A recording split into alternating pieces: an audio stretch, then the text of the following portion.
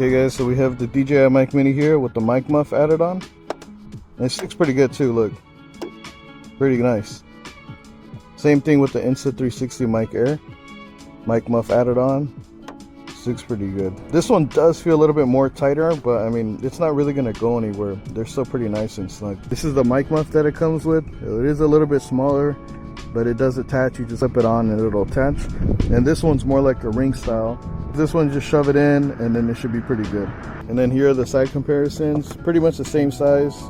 I did use Bluetooth only. I didn't use the adapter that came with it. I just wanted to test out the Bluetooth with mic muff added on and without mic muff added on. I didn't really know how to put the noise reduction on this one, so I just kept it as the regular audio and also too with the mic muff. So I just did 2 tests with these, and these ones I did the test of mic muff added on with no noise reduction added on, and mic muff added on.